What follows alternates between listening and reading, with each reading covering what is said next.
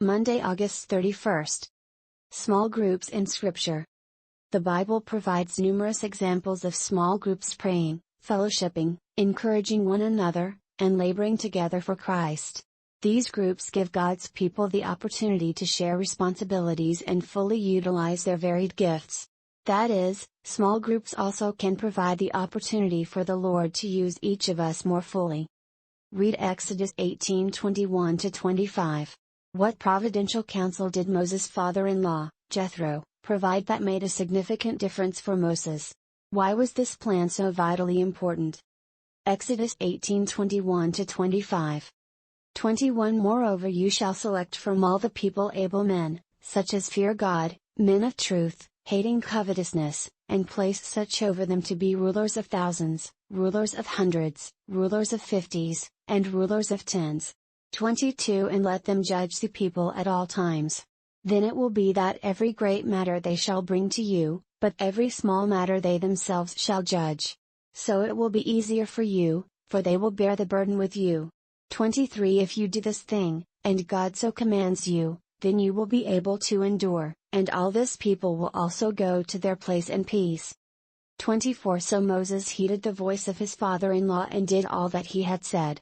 25 And Moses chose able men out of all Israel, and made them heads over the people, rulers of thousands, rulers of hundreds, rulers of fifties, and rulers of tens. Every individual in the camp of Israel became part of a group of 10, led by a godly official.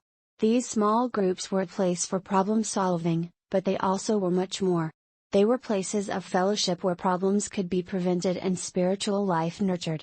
They were places of vision, where God's plans for Israel could be shared. In groups like this, people could form tight and caring relationships that could help all involved work through whatever the issues were that they were facing. No question, then, as well as now, people struggled with things that others could help them with.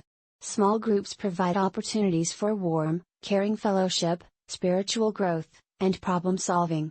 It is fascinating that small group specialists tell us that the ideal size for group interaction is between 6 and 12 people.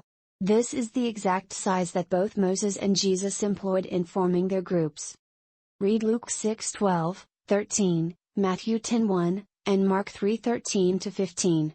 What was Jesus' twofold purpose in calling the disciples and selecting them to be part of his small group ministry? Luke 6:12-13. 12 Now it came to pass in those days that he went out to the mountain to pray, and continued all night in prayer to God. 13 And when it was day, he called his disciples to himself, and from them he chose 12 whom he also named apostles. Matthew 10:1. And when he had called his 12 disciples to him, he gave them power over unclean spirits, to cast them out, and to heal all kinds of sickness and all kinds of disease. Mark 3:13-15. 13 And he went up on the mountain and called to him those he himself wanted. And they came to him. 14 Then he appointed 12, that they might be with him and that he might send them out to preach. 15 And to have power to heal sicknesses and to cast out demons. Jesus' purpose in calling the disciples was to prepare them both spiritually and practically for their mission to the world. In fellowship with him, they would grow in grace. In the context of their small group meetings, they would learn how to minister more effectively.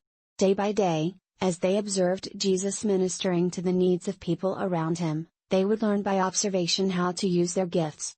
The purpose of Jesus' small groups was both spiritual nurture and outreach.